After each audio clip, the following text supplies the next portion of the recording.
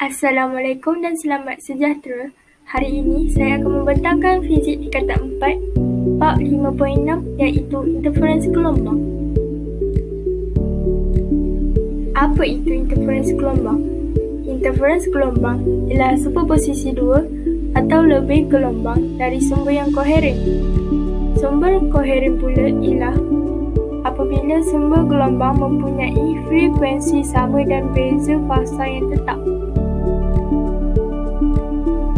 Rajah menunjukkan dua gelombang pada permukaan air dalam sebuah tasik.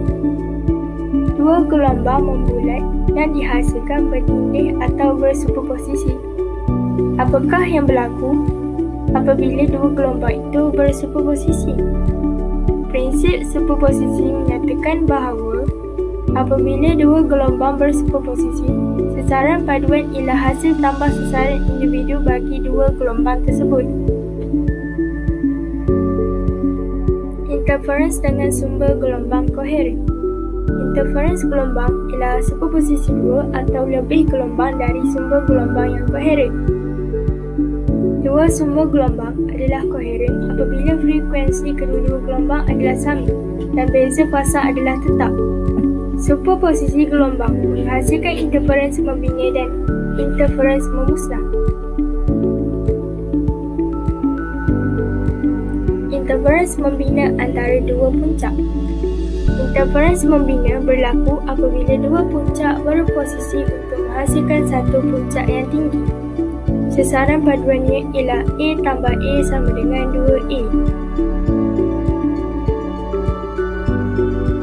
Interferens membina antara dua lembangan. Interferens membina juga berlaku apabila dua lembangan bersuperposisi untuk menghasilkan lembangan yang dalam. Sasaran paduannya ialah negatif A dalam kurungan tambah negatif A dalam kurungan sama dengan negatif 2A. Interferens memusnah antara satu puncak dengan satu lembangan.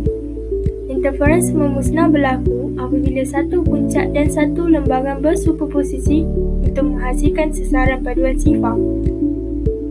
Sasaran paduannya ialah A tambah negatif A dalam kurungan sama dengan sifar. Interferens gelombang air.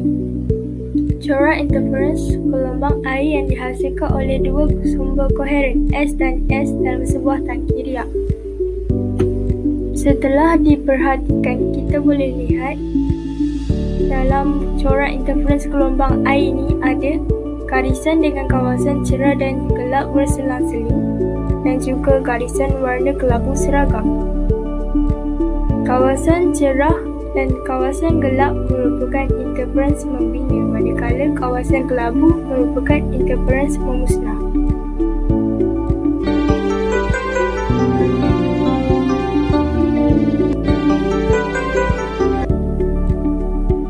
Interferens gelombang cahaya.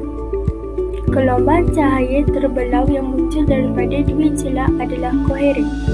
Superposisi gelombang daripada dua celah menghasilkan corak yang terdiri daripada pinggir cerah dan pinggir gelap. Interferens membina menghasilkan pinggir cerah, manakala interferens memusnah menghasilkan pinggir gelap. Interferens bunyi. Gelombang bunyi tidak dapat dilihat. Pemerhati hanya dapat mendengar bunyi yang kuat di kawasan interferens membina dan bunyi yang perlahan di kawasan interferens memusnah. Lambda merupakan panjang gelombang. Seterusnya A merupakan jarak pemisahan antara dua sumber koheren. X merupakan jarak pemisahan antara dua garis antinot atau garis not yang bersebelahan. D merupakan jarak tegak dari sumber koheren ke kedudukan X yang dilukis.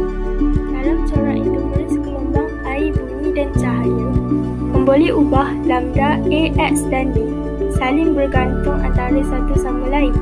Kita dapat menghubung kait antara empat pemboleh ubah tersebut sebagai X sama dengan lambda D per A. Daripada hubung kait ini, kita memperoleh panjang gelombang lambda melalui rumus lambda sama dengan AX per D.